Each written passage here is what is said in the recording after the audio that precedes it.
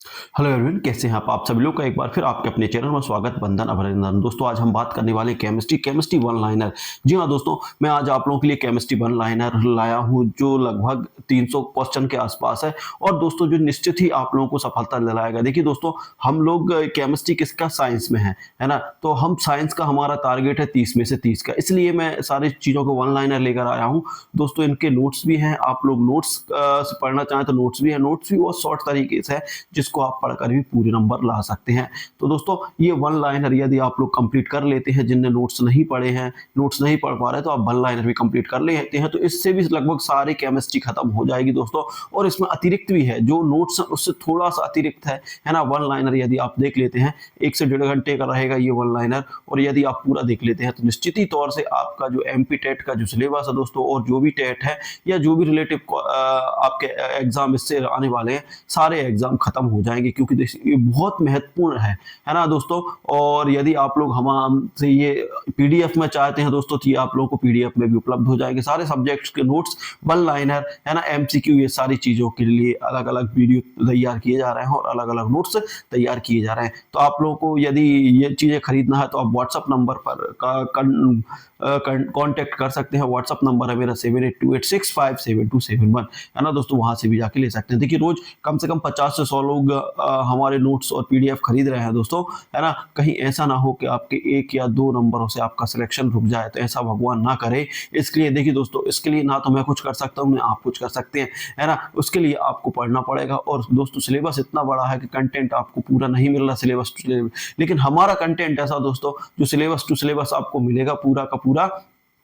और दोस्तों यदि आप इसको पढ़ लेते हो तो निश्चित ही आपको 100% सफलता मिलने वाली है। तो दोस्तों आप कहीं चूक ना जाएं, है ना दोस्तों, कि थोड़े से उसके चक्कर में चूक ना जाएं। देखिए ये कॉस्ट मैंने किस लिए रखा, क्योंकि बहुत मेहनत लगती है दोस्तों। इस टाइम जो मैं वीडियो शूट कर रहा हूँ, तो ये टाइम अभी रात के 3 से 4 बज रहे हैं दोस्तों, 3 बज रहे हैं जिस टाइम ये वीडियो शूट हो रहा है ना। तो उस टाइम ये वीडियो शूट कर रहा हूँ, देखिए इतना मेहनत आप लोगों की कर रहा हूँ, तो थोड़ा सा तो बनता है ना दोस्तों। तो शुरू करते हैं आज का वीडियो। और यदि आप लोग पीडीएफ नहीं लेना चाहते या फिर आपको नहीं लेना, तो आप वीडियो से भी पढ़ सकते हैं। लेकिन दोस्तों क्या होता है कि मेरे पास टाइम कम है, सीमित समय है, 1 से 2 वीडियो रोज अपलोड कर पाता हूँ, क्योंकि मैं भी गवर्नमेंट सर्वेंट हूँ दोस्तों, है ना। 10 से मेरी ड्यूटी रहती है और 10 से मैं 5 बजे तक अपने स्कूल में रहता हूँ। उसके बाद ही मैं यहाँ पर काम करता हूँ, और घर के काम भी, अपने पर्सनल काम भी रहते हैं। ये सारे करने के बाद जो टाइम मिलता है दोस्तों, मैं आप लोगों के लिए देता हूँ। तो दोस्तों शुरू करते हैं वीडियो। देखिए परमाणु संरचना, परमाणु संरचना। देखिए दोस्तों हम इतनी बात क्यों कर रहे हैं केमिस्ट्री की,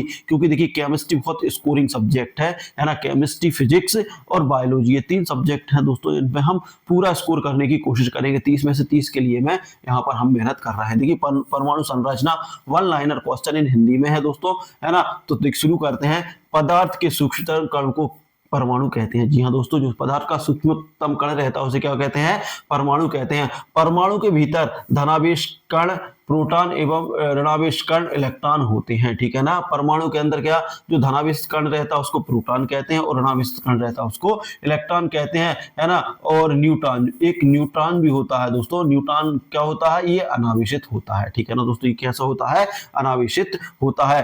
थॉमसन का मॉडल किशमिश पुडिंग मॉडल के नाम से भी प्रसिद्ध है। जो थॉमसन है ना, थॉमसन, है ना, थॉमसन, थॉमसन किशमिश पुडिंग मॉडल। देखिए किशमिश को कौन थाम के रखता है ना, जो थाम के रख दे किशमिश, वही होता है थॉमसन। यहाँ से याद रख सकते हैं, किशमिश को थाम के जो रखेगा वही होता है थॉमसन, ठीक है ना।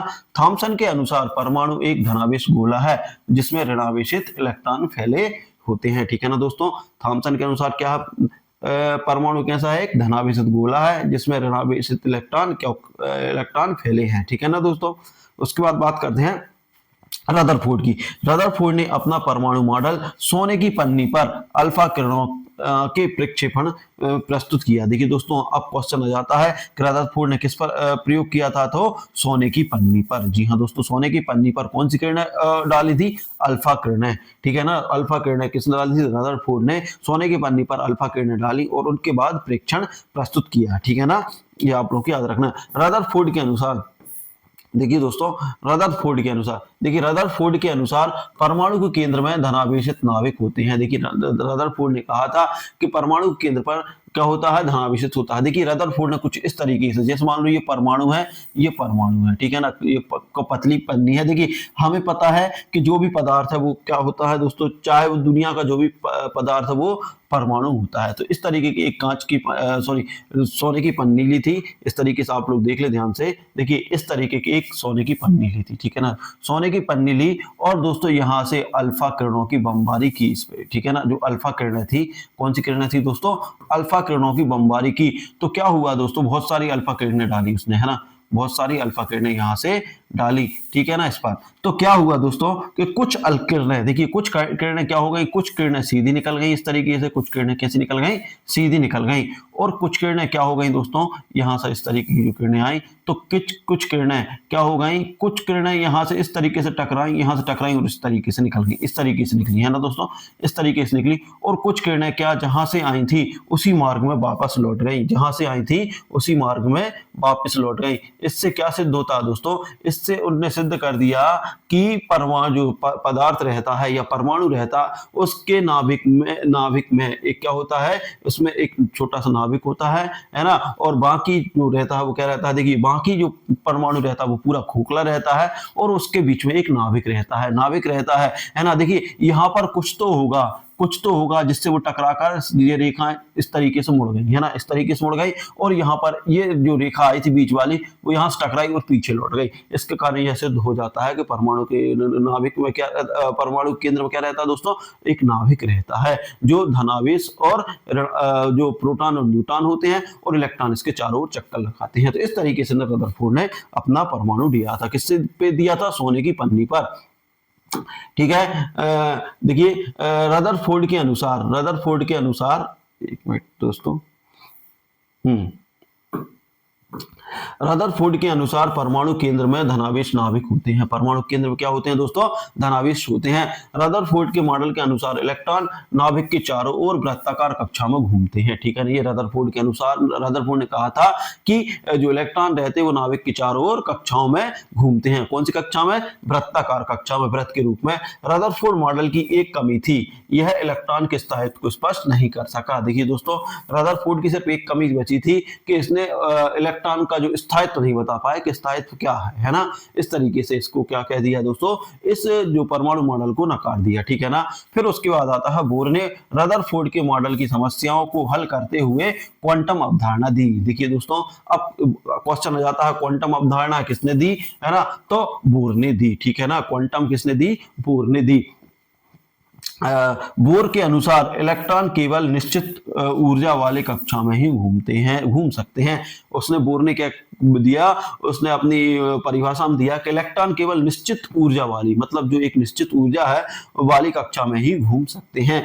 जब इलेक्ट्रॉन ऊर्जावान होगा तो उच्च कक्षा में जाता है। देखिए जब इलेक्ट्रॉन के पास ऊर्जा होगी तो वो क्या कहेगा, उच्च कक्षा में जाएगा और वापस आते समय वह फोटॉन उत्सर्जित करता है। फोटॉन का मतलब रहता है कि ऊर्जा उत्सर्जन, है ना दोस्तों। लेकिन जब वो वापस आएगा उसी कक्षा में तो ऊर्जा उत्सर्जित करेगा। देखिए इसने इस तरीके से कहा था कि जैसे मान लो ये है ना, एक कक्षा ये है, यदि मान लो किसी के पास ऊर्जा रहेगी, देखिए क्या कहा उसने, इलेक्ट्रॉन ऊर्जावान होकर, देखिए इलेक्ट्रॉन के पास जब ज्यादा शक्ति आ जाएगी, ज्यादा पावर आ जाएगी तो क्या करेगा, अगली वाली कक्षा में जाना चाहेगा, मतलब यहाँ है तो यहाँ आना चाहेगा, ठीक है ना दोस्तों। क्योंकि देखिए जब ताकत होती है आदमी के पास, जैसे मान लीजिए आदमी के पास पैसा होता है तो क्या करता है आदमी, ऊपर जाना चाहता है। लेकिन उसके लेवल वालों के साथ यदि मान लो वापस आना है उसे, तो फिर क्या करना पड़ेगा दोस्तों, अपना रुपया पैसा सब त्यागना होगा, ठीक है ना। उसके बाद ही उसके लोगों के साथ आ सकता है। तो ऐसे ही है दोस्तों, ये देखिए इसमें एक सीमित ऊर्जा है इस वाले कक्षा में और इस वाले में है अलग, है ना, इसमें हम बात कर रहे हैं। तो देखिए यहाँ से यदि परमाणु यहाँ जाता है तो उसके लिए क्या चाहिए, ऊर्जा चाहिए, है ना, बहुत सारी ऊर्जा चाहिए। या फिर यहाँ से यहाँ आता है तो बहुत सारी ऊर्जा चाहिए, है ना। जब इसके पास ऊर्जा होगी तो तब वो एक कक्षा से दूसरी कक्षा में जाएगा दोस्तों। लेकिन वापस जाने के लिए जब ये वापस जाता है तो जितनी ऊर्जा इस कक्षा में है, मान लो जितनी ऊर्जा इस कक्षा में है उसी ऊर्जा के साथ वापस आना पड़ेगा। जो एक्स्ट्रा अतिरिक्त जो ऊर्जा रहती है उसे वो त्याग कर देगा। तो जैसे हम फोटॉन कहते हैं, ठीक है ना दोस्तों, जैसे क्या कहते हैं हम, फोटॉन। देखिए जब इलेक्ट्रॉन ऊर्जावान होकर उच्च कक्षा में जाता है और वापस आता है तो वह फोटॉन उत्सर्जित करता है। फोटॉन मतलब ऊर्जा उत्सर्जित करता है ना। इसके बाद बात करते हैं इलेक्ट्रॉन का वितरण। देखिए इलेक्ट्रॉन का वितरण की बात करें, इलेक्ट्रॉन का वितरण क्लेराक्स नियम मतलब 2n द्वारा निर्धारित होता है। अब 2n क्या है दोस्तों, ये देखिए 2n क्या है, ये है दोस्तों इलेक्ट्रॉन की वितरण संख्या। यदि मान लीजिए ये देखिए 3 कक्षाएं दी थी, L M N, है ना, L M N, ये L M N, ठीक है ना। और ये किसने दी थी दोस्तों, ये दी थी किसने, LMN, ये दी थी किसने, बोर ने दी थी। बोर ने कहा था कि 3 कक्षाओं में जाते हैं। तो देखिए प्रथम कक्षा, ये प्रथम कक्षा है, ये दूसरी कक्षा है, ये तीसरी कक्षा है, ठीक है ना। तो अब देखिए प्रथम कक्षा है तो प्रथम कक्षा में कितने, 1 इलेक्ट्रॉन जाएगा, 1 इलेक्ट्रॉन जाएगा, है ना। प्रथम कक्षा में कितने इलेक्ट्रॉन जाएंगे, तो हम n की जगह पर यहाँ पर देखिए दोस्तों ये मान रखेंगे, तो 2 गुणित n का मान 1 रखा, 1 पर घात 2 है ना। तो 2 गुणित कितना हो जाएगा, 1, 1 गुणित 1, तो 2 एकम 2, पहली कक्षा में 2 जाएंगे। वहीं दूसरी कक्षा की बात करते हैं तो n का मान कितना रखना पड़ेगा हमें, 2, है ना। तो 2 पे घात कितनी हो जाएगी, 2, है ना। तो 2 गुणित 2 गुणित 2, दूसरी कक्षा में कितने जाएंगे दोस्तों, 2 दूनी 4, दूनी 8 जाएंगे। वहीं तीसरी कक्षा की बात करते हैं तो n का मान 3 है ना। तो 2 गुणित n का मान कितना है, 3 पे घात 2, तो 2 गुणित 3 गुणित 3, तो कितना हो, 3 3 9 दूनी 18, तीसरी कक्षा में 18 जाएंगे। वहीं चौथी कक्षा की बात करते हैं तो 2 गुणित n का मान कितना रहेगा दोस्तों, 4 रहेगा, तो 2 गुणित 4 गुणित 4, इससे 4 चौको 16 दूनी 32। तो इस तरीके से हम इलेक्ट्रॉन का वितरण जो किया था, किसने दिया था, ये सिद्धांत बोर ने दिया था, ठीक है ना। तो इस तरीके से आप बता सकते हैं 4 कक्षाओं में इलेक्ट्रॉन कौन सी कक्षा में कितने इलेक्ट्रॉन जाएंगे। तो ये आप लोगों को बड़े इजी तरीके से, ठीक है। अब उसके बाद बात करते हैं हम परमाणु संख्या। जो परमाणु संख्या रहती है दोस्तों, परमाणु संख्या, Z का अर्थ है परमाणुओं में प्रोटॉनों की संख्या। देखिए जो परमाणु में जो परमाणु संख्या रहती है, परमाणु में देखिए जो परमाणु है, देखिए क्या होता है, परमाणु संख्या क्या होती है, परमाणु संख्या होती है कि जो आपका परमाणु है उसमें प्रोटॉनों की संख्या, कितने प्रोटॉन है, क्योंकि प्रोटॉन धनावेशित होता है जबकि इलेक्ट्रॉन क्या होता है, ऋणावेशित होता है, जबकि न्यूट्रॉन अनावेशित होता है, ठीक है ना। तो याद रख ले।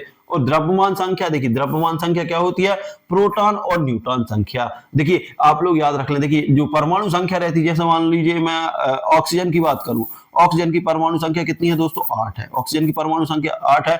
जबकि मैं इसकी द्रव्यमान संख्या की बात करूं, द्रव्यमान संख्या कितनी हो जाती है दोस्तों ऑक्सीजन की, ये इसकी हो जाती है 16। अब 16 कैसे हो जाती है, देखिए प्रोटॉन संख्या क्या है, प्रोटॉन संख्या की बात कर रहा है, परमाणु संख्या, तो इसमें कितने परमाणु संख्या होती है, तो परमाणु में प्रोटॉनों की संख्या, तो इसमें प्रोटॉन कितने हैं परमाणु में, प्रोटॉन की बात करें तो ये प्रोटॉन है इसमें दोस्तों कितने, 8, है ना। जबकि द्रव्यमान संख्या क्या, प्रोटॉन और न्यूट्रॉनों की संख्या। तो देखिए 8 प्रोटॉन है और 8 ही न्यूट्रॉन है, तो दोनों मिलकर कितने होगा दोस्तों, 16। तो द्रव्यमान संख्या क्या हो जाएगी इसकी, 16 हो जाएगी। तो ये आप लोगों को ध्यान रखना है, ठीक है।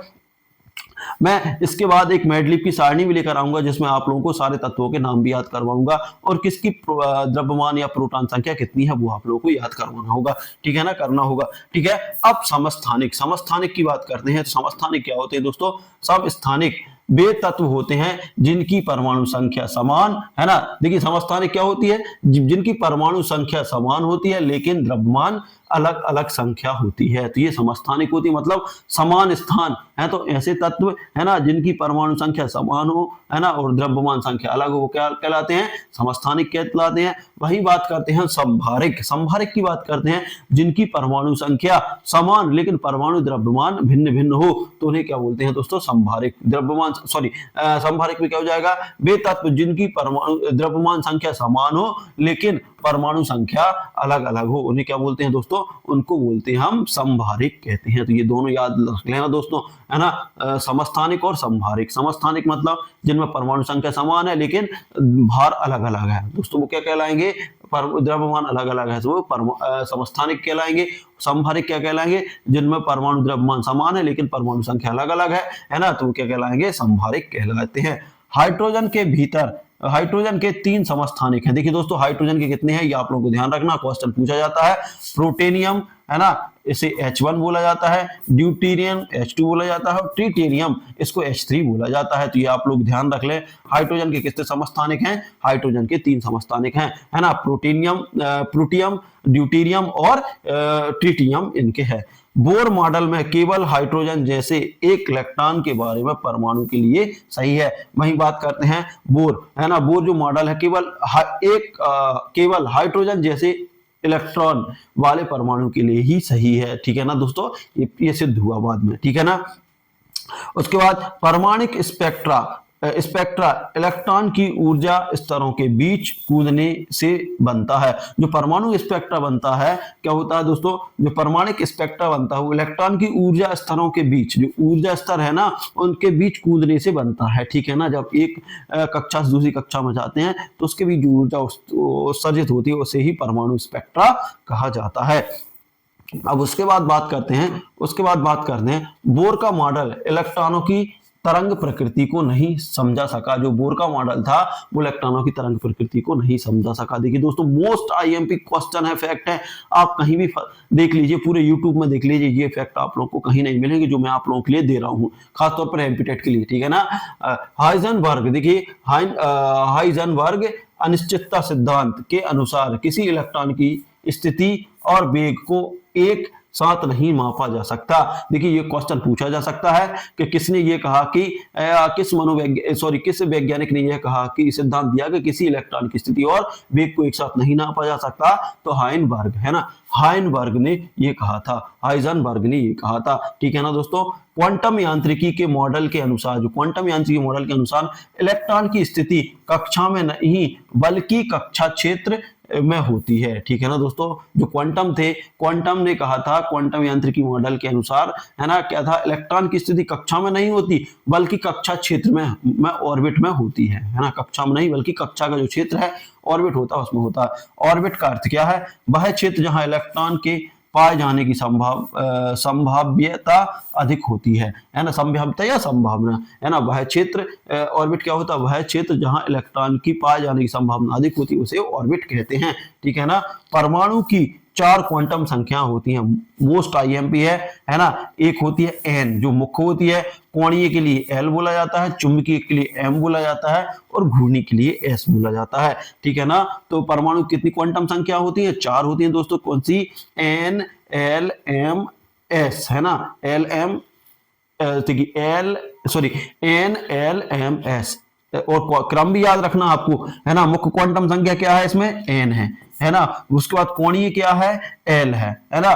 उसके बाद एम कैसी है दोस्तों, घूर्णन है, चुंबकीय है ना। घूर्णन कौन सी है, एस है। तो देखिए ऐसे याद रख ले कि घूर्णन एस कैसा है, घुमा हुआ है, तो घूर्णन क्वांटम संख्या एस हो गई, है ना। वहीं चुंबक को हम मैग्नेट बोलते हैं, है ना, मैग्नेट होता ना, तो चुंबकीय कौन सी हो गई, एम हो गई। वहीं बात करते हैं हम कोणीय, देखिए भैया एल क्या है, सीधा है, तो इसको कोण में घुमा सकते हैं, सीधे को ही कोण में घुमा सकते हैं, तो एल ये हो गई, है ना। वहीं बात करते हैं एन, मुख्य, तो भैया ये मुख्य हो गई, ठीक है ना। अब मुख्य को याद रख लेना, है ना। कैसे याद कर लोगे, घूर्णन, एस कैसा रहता है, घुमा हुआ, तो ये घूर्णन क्वांटम संख्या होती है। वहीं बात करें एम, एम मतलब मैग्नेट होता है, मैग्नेट को इंग्लिश में कहते हैं हिंदी में चुंबक, तो चुंबकीय क्वांटम संख्या एम हो गई।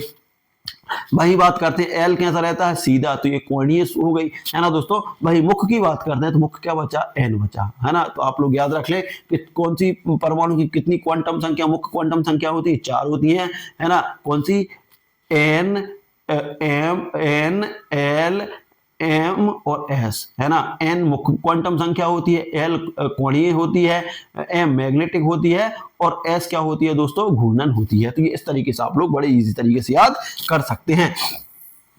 अब उसके बाद बात करते हैं पाली अपवर्जन। देखिए पाली अपवर्जन सिद्धांत के अनुसार एक ऑर्बिटल में अधिकतम 2 इलेक्ट्रॉन हो सकते हैं जिसके घूर्णन विपरीत होंगे, ठीक है ना। जिसके विपरीत, देखिए पॉली का जो अपवाहु का सिद्धांत, पॉली अपवर्तन का सिद्धांत है, उसने कहा था कि एक ऑर्बिटल में कितने इलेक्ट्रॉन होंगे, अधिकतम 2 इलेक्ट्रॉन होंगे जिनके घूर्णन विपरीत होंगे, मतलब जो विपरीत दिशा में घूमेंगे।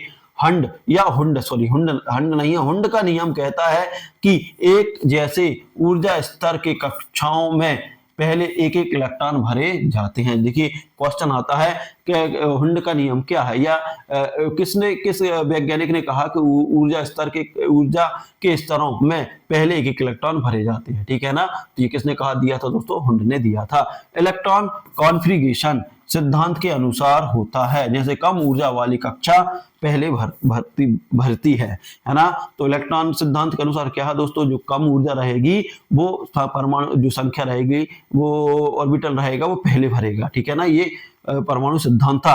पहले 20 तत्वों तक के इलेक्ट्रॉन विन्यास 4s कक्षा तथा 3d से पहले भरती है ना।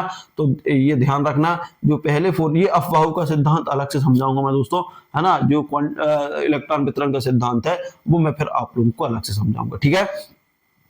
तो पहले 20 जो तत्वों तक के इलेक्ट्रॉनों के विन्यास 4s कक्षा में और उसके बाद d से पहले भरे जाते हैं, और ये किससे, d से पहले भरे जाते हैं। अब बात करते हैं हम, देखिए बात करते हैं, देखिए n+1 नियम के अनुसार, नियम अनुसार जिसकी n+1 मान कम होगी वह कक्षा पहले भरेगी। देखिए जिनका n+ मान कम होगा, ठीक है ना दोस्तों, n+l, है ना, n+l नियम के अनुसार, है ना, n+l के नियम क्या है, के नियम के अनुसार जिनकी n+l मान कम होगा वह कक्षा पहले भरेगी। इन दोनों का मान, देखिए इन दोनों का मान कम होगा वो कक्षा पहले भरेगी। सेल को KLMN, देखिए KLMN में नाम दिया गया। जो सेल है, जो बोर ने परमाणु मॉडल, बोर ने कहा था कि इलेक्ट्रॉन कक्षाओं में चक्कर लगाते हैं, तो बोर ने KLM का कॉन्सेप्ट भी दिया था, है ना, कि विभिन्न कक्षाओं में चक्कर लगाते हैं। तो K में अधिकतम कितने इलेक्ट्रॉन जा सकते हैं दोस्तों, K में अधिकतम 2 जा सकते हैं। L की बात करें तो अधिकतम कितने, 8 जा सकते हैं, है ना। M की बात करें तो अधिकतम कितने जा सकते हैं दोस्तों, 18, और N की बात करें तो कितने जा सकते हैं, 4 चौके 16 दूनी 32। इस तरीके से आप लोग याद कर सकते हैं। इनका नियम है इलेक्ट्रॉन जाने का, तो 2n² से आप बिल्कुल इजीली तरीके से निकाल सकते हैं, ठीक है ना। अब उसके बाद बात करते हैं K सेल की संख्या। देखिए दोस्तों क्या है, K सेल की संख्या n=1, L सेट की संख्या n=2 होती है ना। इस तरीके से आप निकाल सकते हो, n का मान 1 रख के आप निकाल सकते हो कि K में कितने जाएंगे, ठीक है ना। sp_d_f ऑर्बिटल की अधिकतम इलेक्ट्रॉन संख्या संख्या क्रम, देखिए sp_d जो रहता है उसकी, देखिए s में कितने इलेक्ट्रॉन जाते हैं, s ऑर्बिटल में अधिकतम कितने जाएंगे दोस्तों, 2 जाएंगे, है ना। और इसमें कितने जाएंगे दोस्तों, 6 जाएंगे, है ना। p में कितने जाएंगे, 6 जाएंगे। और d की बात करें तो 10 जाएंगे, है ना। और f की बात करें दोस्तों तो कितने जाएंगे, 14 जाएंगे। तो ऐसे याद कर सकते हैं आप लोग, है ना। यहाँ 4 का सिद्धांत चलता है ना। इसमें क्या हो चलता है, 2, देखिए 4 जोड़ने पड़ते हैं, 4, देखिए 4 जोड़ा 6 हो गया, 4 जोड़ा 10 जोड़ा, 4 जोड़ा 14 हो गया। इस तरीके से, है ना। ऑर्बिटल में कुल, देखिए अब हम अगला देखते हैं कि क्वेश्चन नंबर 34वां, 2p ऑर्बिटल में कुल 6 इलेक्ट्रॉन हो सकते हैं। जो 2p है उसमें कितने हो सकते हैं दोस्तों, 6 इलेक्ट्रॉन हो सकते हैं, है ना। 2p में कितने हो सकते हैं, अधिकतम 6 होते हैं, क्योंकि p के कितना है, 6 इलेक्ट्रॉन जा सकते हैं p में, ठीक है ना। इससे ज्यादा नहीं जा सकते, ठीक है ना। क्या जा सकते हैं, देखिए s में कितने जा सकते हैं, s की बात करें तो s में 2 जा सकते हैं। s में कितने इलेक्ट्रॉन जा सकते हैं, 2 जा सकते हैं, है ना। और d की बात करें तो वही बात करें s के बाद हम उसके बात करें p की बात करें तो p में अधिकतम कितने जा सकते हैं दोस्तों, 6 जा सकते हैं। वहीं d की बात करते हैं दोस्तों तो 10 जा सकते हैं। और f की बात करते हैं दोस्तों तो 14 इलेक्ट्रॉन जा सकते हैं, है ना। ये आपको दिया है, ठीक है, ये याद रख लें, ठीक है। हाइड्रोजन सबसे हल्का और पहला तत्व है, इसकी परमाणु संख्या 1 है और द्रव्यमान संख्या भी 1 है। तो आप लोगों को याद रखना है, क्वेश्चन आ जाएगा हाइड्रोजन, यह सब पूछेंगे कि वह कौन सा तत्व है जिसकी परमाणु संख्या 1 और द्रव्यमान संख्या कौन सी है दोस्तों, कौन सा है दोस्तों, हाइड्रोजन। आप लोगों को याद रखना है, हाइड्रोजन सबसे हल्का और पहला तत्व है जिसकी परमाणु संख्या 1 और द्रव्यमान संख्या भी 1 होती है। बोर मॉडल के अनुसार ऊर्जा का उत्सर्जन हमेशा विकिरण रूप या फोटॉन के द्वारा होता है, ठीक है ना। बोर मॉडल के अनुसार जो ऊर्जा का उत्सर्जन हमेशा विकिरण या फिर फोटॉन के द्वारा होता है। एक इलेक्ट्रॉन का न्यूनतम ऊर्जा स्तर मूल अवस्था कहलाता है। जो देखिए एक इलेक्ट्रॉन का जो न्यूनतम ऊर्जा स्तर रहता है ना, वो क्या कहलाता है, मूल अवस्था कहलाता है। उत्साहित अवस्था से वापस मूल अवस्था में आने पर रेखीय स्पेक्ट्रा प्राप्त होता है। उत्साही मतलब, जब उत्साही अवस्था मतलब रहता है ऊर्जावान अवस्था से, जब मूल अवस्था में जो इलेक्ट्रॉन आएगा तो जो रेखाएं बनती हैं उसे स्पेक्ट्रम बोला जाता है, स्पेक्ट्रा प्राप्त होता है ना। रेडबर्ग समीकरण से हाइड्रोजन स्पेक्ट्रा की रेखाएं ज्ञात की जा सकती हैं। जो रेडबर्ग समीकरण है उससे स्पेक्ट्रा की रेखाएं ज्ञात की जा सकती है। क्वेश्चन आ जाएगा, है ना, स्पेक्ट्रम की रेखा किस समीकरण से ज्ञात की जाती है, किसके द्वारा की जाती है, तो रेडबर्ग द्वारा, ठीक है ना, रेडबर्ग के द्वारा। रासायनिक तत्वों की गुणात्मक पहचान के लिए परमाणिक स्पेक्ट्रा का उपयोग होता है। देखिए जो रासायनिक तत्वों की गुणात्मक जो पहचान है उसके लिए कौन सा परमाणिक स्पेक्ट्रा का उपयोग होता है, ठीक है ना दोस्तों। अब परमाणु संरचना से 301 लाइनर फैक्ट ये हम लोग पढ़ रहे हैं। अब उसके बाद आगे देखते हैं। अब देखिए रदरफोर्ड के परमाणु मॉडल, है ना, रदरफोर्ड का परमाणु मॉडल। रदरफोर्ड ने परमाणु मॉडल के अध्ययन के लिए अल्फा किरणों का प्रयोग किया था। क्वेश्चन आ जाएगा कौन सी किरणों का, अल्फा किरणों का प्रयोग किया था। और किस पे, सोने की पन्नी पर इसका प्रयोग किया था। जिससे क्या हुआ, कुछ किरणें क्या हो गई, सीधी चली गई। उससे यह सिद्ध होता है कि जो परमाणु का अधिकतम भाग खाली रहता है, खोखला रहता है, वहीं कुछ किरणें, है ना, टकराकर फैल गई, है ना दोस्तों। कुछ किरणें क्या हो गई, कुछ किरणें ऐसी गई, देखिए कुछ किरणें सीधी चली गई। इससे यह सिद्ध होता है कि परमाणु का अधिकतम भाग कैसा रहता है, खाली रहता है। कुछ किरणें इस तरीके गई, उस तरीके से टकरा के इस तरीके से विचलित हो गई, अपने मार्ग से विचलित हो गई। इससे यह सिद्ध होता है कि इसके नाभिक में कुछ तो है जिससे ये किरणें, और कुछ किरणें सीधी गई और जिस मार्ग से गई उसी मार्ग से लौट आई। उससे यह सिद्ध होता है कि परमाणु के नाभिक में, मतलब केंद्र में एक नाभिक होता है, ठीक है ना, जो धनाभिषिक्त होता है। तो इस तरीके से ये सिद्धांत किसने, रदरफोर्ड ने दिया था, है ना। अब क्वेश्चन आता है, रदरफोर्ड, जो रदरफोर्ड है, रदरफोर्ड ने, देखिए दोस्तों, रदरफोर्ड प्रयोग में सोने की पतली पन्नी का उपयोग किया गया था। किसकी पन्नी का, सोने की पतली पन्नी का उपयोग किया गया था। देखिए उसके बाद बात क्या है, अधिकतम अल्फा कण बिना विक्षेपित हुए निकल गए। देखिए मैंने बताया था ना कि अधिकतम अल्फा कण इस तरीके से, है ना, इस तरीके से यहाँ सीधे निकल गए, ठीक है ना। जिससे यह सिद्ध हुआ कि परमाणु का अधिकतम भाग रिक्त है, मतलब खाली है, ठीक है ना दोस्तों। फिर उसके बाद कुछ कणों का बड़ी कोण में विक्षेपण दर्शाता है। मतलब कुछ कोण, जैसे मान लो यहाँ पर है ये, तो कुछ इस तरीके से गई और इस तरीके से विक्षेपित हो गई, ये दो ऐसी किरणें, है ना। तो क्या हो गई, कुछ कणों का बड़ी कोण से विक्षेपण यह दर्शाता है कि नाभिक धनावेशित और सघन होता है ना। बहुत कम कण सीधे लौट आए, बहुत कम कण, मतलब एक मान लीजिए ये लाइन गई और यहाँ टच हुई और यहां से ऐसी जा रही थी और वापस लौटे आई, ठीक है ना। तो ऐसे ही आ गई, बहुत कम सीधे लौट आए, जिससे स्पष्ट हुआ कि नाभिक अत्यंत छोटा है। नाभिक कैसा है, अत्यंत छोटा है, ठीक है ना, ये आप लोग ध्यान रख लें। रदरफोर्ड के मॉडल के अनुसार इलेक्ट्रॉन नाभिक के चारों ओर परिक्रमा करते हैं। जो इलेक्ट्रॉन रहते हैं वो नाभिक के चारों ओर परिक्रमा करते हैं। रदरफोर्ड का मॉडल ग्रह उपग्रह मॉडल के नाम से भी जाना जाता है। क्वेश्चन आ जाता है, देखिए नई चीज पकड़े आप, ग्रह उपग्रह, ग्रह उपग्रह जो मॉडल किस नाम से जाना जाता है ना। ग्रह उपग्रह का मॉडल किसने दिया, तो दोस्तों रदरफोर्ड ने दिया, है ना। ये नया चीज मिल रहा है ना, ये नई चीज है आप लोगों के लिए, ठीक है ना। तो ऐसी चीजें पूछे जाएंगी। रदरफोर्ड का मॉडल स्पेक्ट्रा को स्पष्ट नहीं कर पाया। जो रदरफोर्ड का मॉडल था वो स्पेक्ट्रा को स्पष्ट नहीं कर पाया, ठीक है ना। ग्रह उपग्रह का सिद्धांत किसने दिया, तो आप लोग याद रखना दोस्तों, रदरफोर्ड ने, है ना। या रदरफोर्ड के मॉडल को ग्रह उपग्रह के मॉडल के नाम से भी जाना जाता है। रदरफोर्ड का मॉडल इलेक्ट्रॉन के पतन की समस्या को हल नहीं कर सका। जो इलेक्ट्रॉन की पतन है ना, उसकी समस्या को हल नहीं कर सका। इस मॉडल ने इलेक्ट्रॉन लगातार ऊर्जा का उत्सर्जन करता है, नाभिक में गिर जाना चाहिए। देखिए इस मॉडल के अनुसार, है ना, इस मॉडल के अनुसार जब बोर ने इसका वो दिया तो उसने कहा कि जब इस तरीके से क्या हो रहा है, इलेक्ट्रॉन लगातार ऊर्जा उत्सर्जित कर रहा है, तो एक टाइम ऐसा आएगा कि जब उसकी ऊर्जा खत्म हो जाएगी तो उसको नीचे गिर जाना चाहिए, ठीक है ना।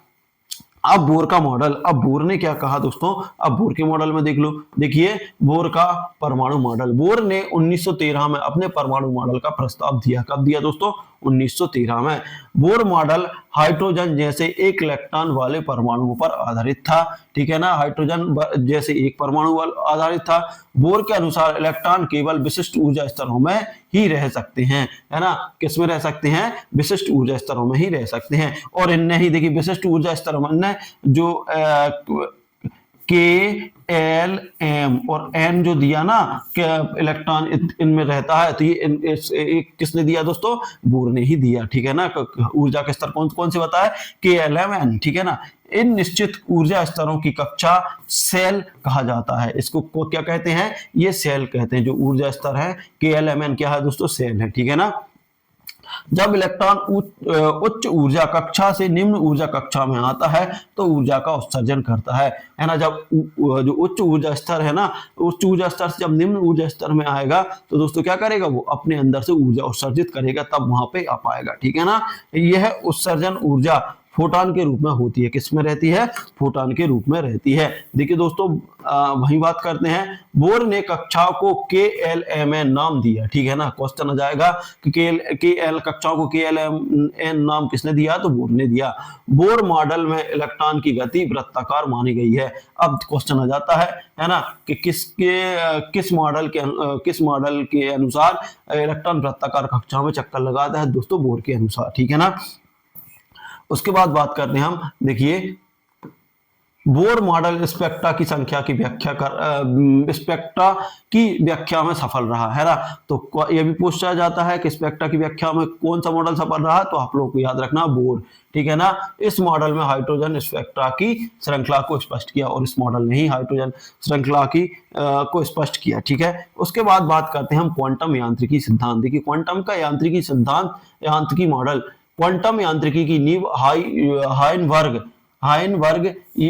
और श्रोडिंगर ने रखी। देखिए, क्वांटम यांत्रिकी पूछा जाएगा, क्वांटम यांत्रिकी जनक कौन है ना, हाइनबर्ग और श्रोडिंगर है। हाइनबर्ग का अनिश्चितता का सिद्धांत के अनुसार किसी इलेक्ट्रॉन की स्थिति और वेग को एक साथ नहीं मापा जा सकता। ठीक है ना। जो हाइनबर्ग का अनिश्चितता का जो सिद्धांत दिया था, तो आप लोगों को याद रखना, जो अनिश्चितता का सिद्धांत किसने दिया, हाइनबर्ग ने। देखिए, जो हाई रहता है, हाई का मतलब रहता है ज्यादा, जो हाई रहता है वो अनिश्चित रहता है ना। जो हाई रहता है वो अनिश्चित रहता है, तो ऐसे याद रख ले कि हाई से मतलब अनिश्चितता। तो हाइनबर्ग और हाइनबर्ग ने अनिश्चितता का सिद्धांत दिया। क्वांटम यांत्रिकी का सिद्धांत किसने दिया, क्वांटम यांत्रिकी की नींव किसने रखी, हाइनबर्ग और श्रोडिंगर ने रखी। ठीक है ना। क्वांटम यांत्रिक मॉडल में इलेक्ट्रॉन को कक्षा ऑर्बिटल की जगह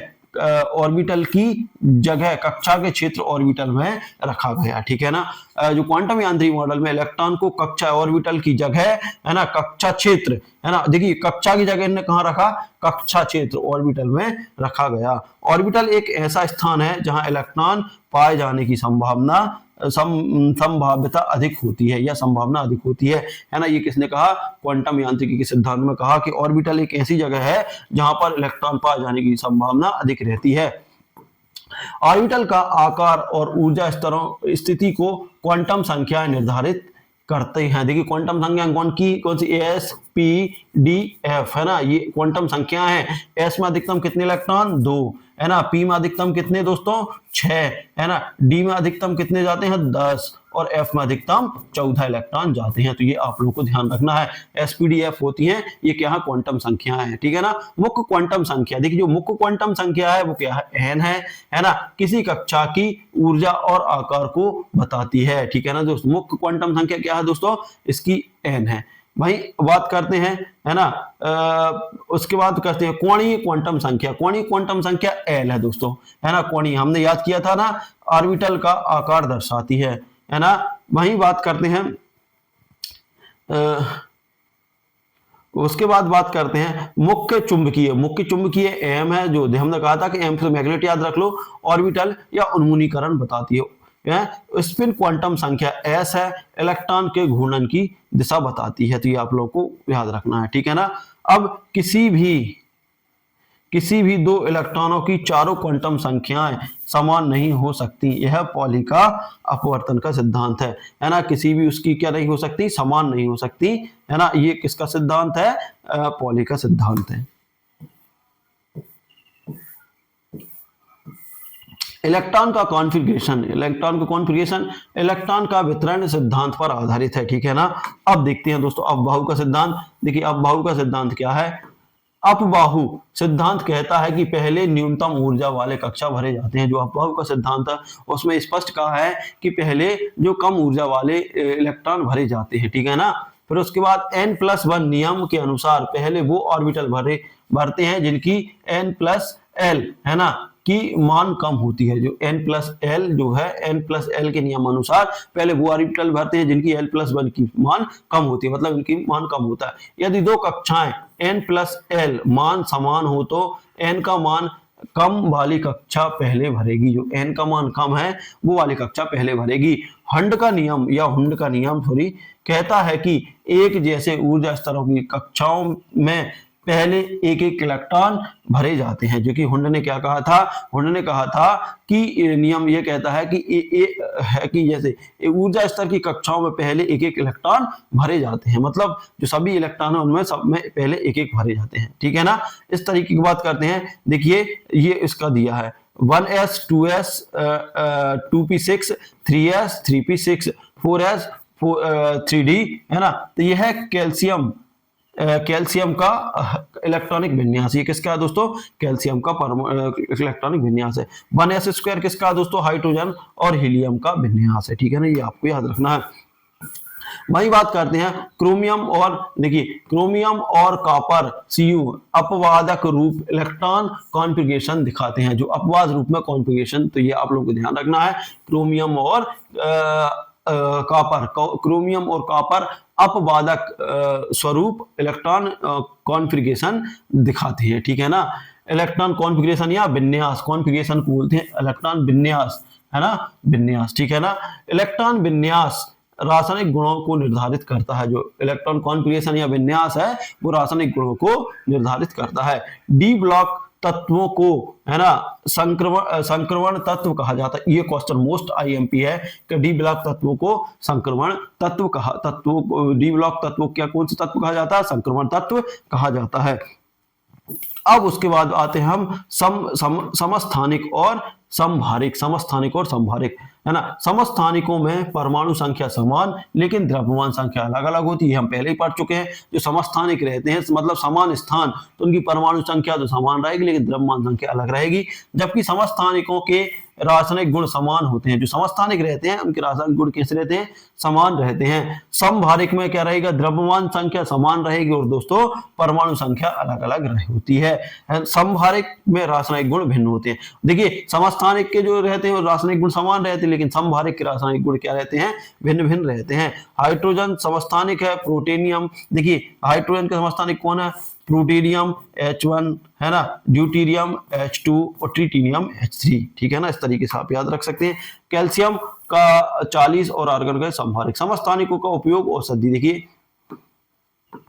समस्थानिकों का उपयोग औषधियों और रेडियोधर्मी ट्रेसिंग में होता है। क्वेश्चन आ सकता है समस्थानिकों का उपयोग कहाँ होता है, तो औषधियों और रेडियोधर्मी के रूप में होता है, ठीक है ना। कार्बन 14 का प्रयोग वय निर्धारण में होता है। वह मतलब रहता है दोस्तों कार्बन 14 के द्वारा हम किसी की आयु का निर्धारण कर सकते हैं, ठीक है ना, किसी की आयु का कई साल पुरानी, ठीक है ना, आयु का निर्धारण कर सकते हैं, ठीक है ना। समस्थानिकों के द्रव्यमान अलग अलग होने से उनके भौतिक गुण भी अलग होते हैं। जो समस्थानिक रहते हैं उनके द्रव्यमान क्या रहते हैं, अलग अलग होने के कारण उनके भौतिक गुण भी कैसे रहेंगे दोस्तों, अलग अलग रहेंगे, ठीक है। उसके बाद बात करते हैं यूरेनियम। देखिए यूरानियम जो क्या है, यूरेनियम 235 और यूरेनियम 238 समस्थानिक है लेकिन उपयोग नाभिकीय ऊर्जा में होता है। देखिए इनके क्या है, ये समस्थानिक है ना, समस्थानिक है क्योंकि ये द्रव्यमान संख्या कैसी रहेगी, समान रहेगी। कैसे है दोस्तों, समस्थानिक है। देखिए इनके परमाणु क्रमांक अलग अलग है, यूरेनियम और यूरेनियम के परमाणु क्रमांक अलग हैं लेकिन द्रव्यमान संख्या एक होने के कारण ये समस्थानिक हैं जिनका उपयोग नाभिकीय ऊर्जा में होता है। तो क्वेश्चन पूछा जाता है नाभिकीय ऊर्जा में किसका उपयोग होता है, तो यूरेनियम 235 और 238 का उपयोग होता है। परमाणु स्पेक्ट्रा और रेडबर्ग का समीकरण, जो परमाणु स्पेक्ट्रा और रेडबर्ग का समीकरण देखेंगे, परमाणु स्पेक्ट्रा रेखीय होते हैं, ठीक है ना। जो परमाणु स्पेक्ट्रा कैसे होते हैं दोस्तों, रेखीय होते हैं। हाइड्रोजन के स्पेक्ट्रा की खोज, है ना, स्पेक्ट्रा की खोज किसने की थी, वॉल्मर, लाइनमैन, पाचन, है ना, ब्रैकेड फूड्स ने की थी, ठीक है ना। तो याद रख लेना, वॉल्मर, लाचेज, पाचन, ब्रैकेड फंड ने की थी, ठीक है ना। स्पेक्ट्रम में रेखाएं इलेक्ट्रॉन के कक्षीय संक्रमण से बनती हैं। जो क्या रहती हैं, जो स्पेक्ट्रम है रेखा कैसे बनती है, इलेक्ट्रॉन के कक्षीय संक्रमण, मतलब जब कक्षा से उच्च कक्षा से निम्न कक्षा में आता है तो उस टाइम ये बनती है, ठीक है ना, ये आप लोगों को याद रखना है। बल्मर श्रृंखला देखिए मोस्ट आईएमपी है वल्मर श्रृंखला दृश्य क्षेत्र या विजुअल रीजन में होती है, ठीक है ना, दृश्य क्षेत्र में होती है।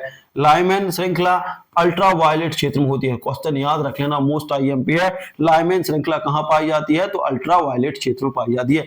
रेडबर्ग समीकरण का उपयोग हाइड्रोजन स्पेक्ट्रा की गणना के लिए किया जाता है ना, ये 2 बार आ चुका आप लोगों के लिए, ठीक है ना। तो याद रख लेना, रेडबर्ग समीकरण का उपयोग कहां किया जाता है, हाइड्रोजन की स्पेक्ट्रा गणना के लिए।